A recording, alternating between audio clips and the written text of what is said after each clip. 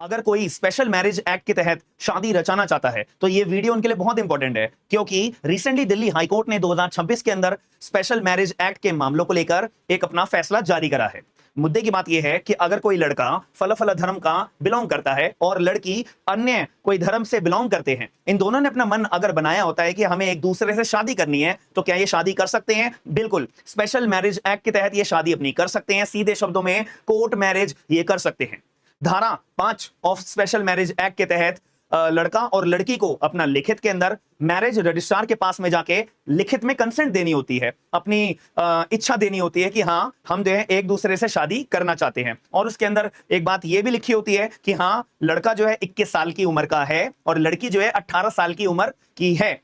इसके बाद में सेक्शन नंबर 6 के तहत और स्पेशल मैरिज एक्ट के अंदर जो मैरिज रजिस्ट्रार होते हैं उनके पास एक बुक होती है, जिस बुक का नाम होता है मैरिज नोटिस बुक। अब उस बुक के अंदर मैरिज रजिस्ट्रार जो है लड़का और लड़की की लिखित में दी गई कंसेंट को, अपने इच्छा को एंट्री करते हैं। उसके बाद में सेक्शन नंबर 7 के तहत यहाँ पे मैरिज रजिस्ट्रार जो है एक नोटिस जो है पब्लिश कर देते हैं ऑफिशियली 30 दिनों तक के लिए।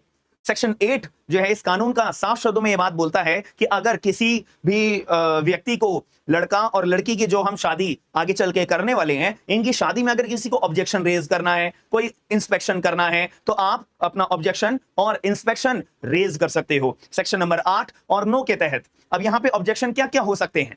अगर कोई व्यक्ति आके ऑब्जेक्शन रेज करेगा तो वो क्या रेज करेगा? पहला ऑब्जेक्शन ये रेज कर सकता है कि लड़के की उम्र जो है 21 साल से कम है, लड़की की उम्र जो है 18 साल से कम है। ये लीगल ऑब्जेक्शन है। दूसरा, लड़का और लड़की आपस में प्रोहिबिटेड डिग्री रिलेशनशिप में आते हैं, इसलिए इन दोनों की शादियां वैलिडली कानून के तहत हो नहीं सकती है। ये दूसरा लीगली ऑब्जेक्शन हो सकता है। तीसरा, कि आपस में जो लड़का है वो ऑलरेडी शादीशुदा है, जो लड़की है या तो वो ऑलरेडी शादीशुदा है। तो जब ये ऑलरेडी शादीशुदा है तो ये अपनी शादी नहीं रचा सकते। ये एक नया लीगली वैलिड ग्राउंड हो सकता है। या चौथा, लड़के ने लड़की को जबरदस्ती जो है अपने जाल में फंसाया है शादी रचाने के लिए, या लड़की ने लड़के को जबरदस्ती जाल में बिछाया है शादी रचाने के लिए। ये एक चौथा लीगल ग्राउंड हो सकता है। इसके अलावा अगर कोई भी ग्राउंड रेज करा जाता है, ऑब्जेक्शन रेज करा जाता है, तो वो वैलिड नहीं माना जाता है। इस बात पे गौर करिएगा।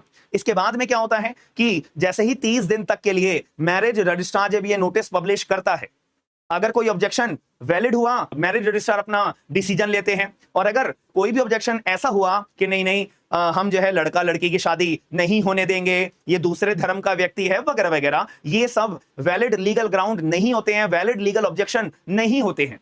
तो ऐसे ग्राउंड्स को नलिफाई कर दिया जाता है। तो जैसे ही 30 दिन अपने पूरे हो जाते हैं, रजिस्ट्रार जो है 30 दिन के बाद एक तारीख तय करता है। तो सेक्शन 11 के तहत यहाँ पे लड़का और लड़की प्लस विटनेसेस यहाँ पे मैरिज रजिस्ट्रार के पास जाके अपना डिक्लेरेशन देते हैं। डिक्लेरेशन का मतलब होता है अपना सिग्नेचर करते हैं। विटनेस भी अपना सिग्नेचर करते हैं कि हाँ, मैं इस लड़की से शादी करना चाहता हूं। लड़की जो है बोलती है हाँ, मैं इस लड़के से शादी करना चाहती हूं। इसके बाद में सेक्शन 12 के तहत लड़का और लड़की की 30 दिन का नोटिस पीरियड खत्म हो जाने के बाद, और उसमें कोई ऑब्जेक्शन, जो वैलिड लीगल ग्राउंड कोई ऑब्जेक्शन रेज अगर नहीं होता है, तो 30 दिन के पूरे हो जाने के बाद लड़का और लड़की को डिक्लेरेशन के लिए बुलाया जाता है सेक्शन 11 के तहत। सेक्शन 12 के तहत इन दोनों की शादी सोलेमनाइज्ड कर दी जाती है, यानी कि इनकी शादी कंप्लीट हो जाती है। और सेक्शन 13 के तहत मैरिज रजिस्ट्रार जो है मैरिज सर्टिफिकेट लड़का और लड़की को फाइनली इशू कर देते हैं।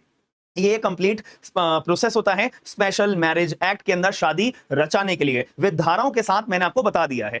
अब आपके दिमाग में आ रहा होगा दिल्ली हाईकोर्ट ने 2026 के अंदर अपना क्या फैसला दिया है। जजमेंट का नाम आप देख लीजिए, Syed Fayazuddin and another versus government of NCT of Delhi 2026, Delhi high court. यहां पे आप डेट भी देख सकते हो। अब यहां पे मैंने अभी आपको बताया कि सेक्शन नंबर 6 के तहत यहां पे मैरिज रजिस्ट्रार 30 दिन का नोटिस पब्लिश करते हैं कि भाई दुनिया वालों, अगर कोई ऑब्जेक्शन या किसी को इंस्पेक्शन करने के लिए आना हो तो ये 30 दिन के ड्यूरेशन में आप आ सकते हो। ठीक है। अब यहां पे अगर लड़का या लड़की दिल्ली हाईकोर्ट के अंदर एक रिट पिटीशन फाइल अगर कर देते हैं कि जज साहब, हमारे जो एक दूसरे से हम शादी करना चाहते हैं स्पेशल मैरिज एक्ट के तहत, और हम दोनों, लड़का और लड़की, बालिग हैं, मेजर हैं, और हम दोनों की शादी कराने के लिए कोई ऑब्जेक्शन भी रेज करने वाला व्यक्ति नहीं है, किसी को कोई आपत्ति नहीं है, कोई भी प्रॉब्लम नहीं है, तो जज साहब ये 30 दिन तक के रुकने की क्या जरूरत है? तो ये 30 दिन का जो ये टाइम पीरियड है ना, केवल हम दोनों की शादी के लिए ये 30 दिन का नोटिस रद्द कर दीजिए। हमारे पास एक रीजन है कि जज साहब मेरी शादी हो जाएगी, मैं लड़का हूं, मेरी ना जॉब लग गई है,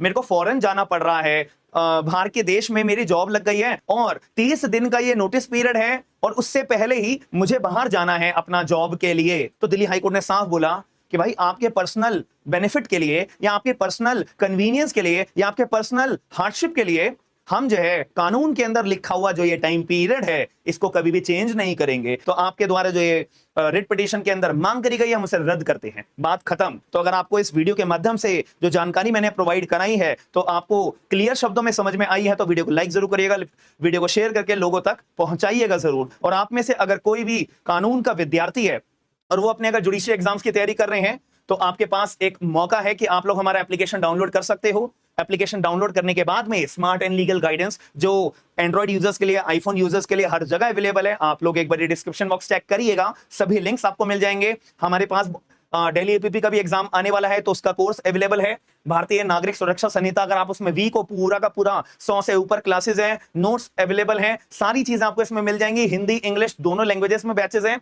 और Bharatiya Nyaya Sanhita, Bharatiya Sakshya Adhiniyam, code of civil procedure, transfer of property act, Hindu law, Muslim law, पूरा का पूरा फैमिली लॉ मैंने यहाँ पे आपके लिए पढ़ाया हुआ है, इंडियन कॉन्ट्रैक्ट एक्ट। और अगर कोई ड्राफ्टिंग के लिए ड्राफ्ट अगर ढूंढ रहा है तो सारे के सारे रेडीमेड आपके लिए 8000 से ज्यादा लीगल ड्राफ्ट है, वर्ड फाइल्स हैं। तो आप अगर लेना चाहते हो तो हमारा एप्लीकेशन आप डाउनलोड करके ये सारे बेनिफिट्स को अवेल कर सकते हो मैक्सिमम डिस्काउंट के साथ में। तो अगर वीडियो पसंद आई है तो लाइक शेयर सब्सक्राइब जरूर करेगा। मिलते हैं नेक्स्ट वीडियो के अंदर। थैंक यू, धन्यवाद।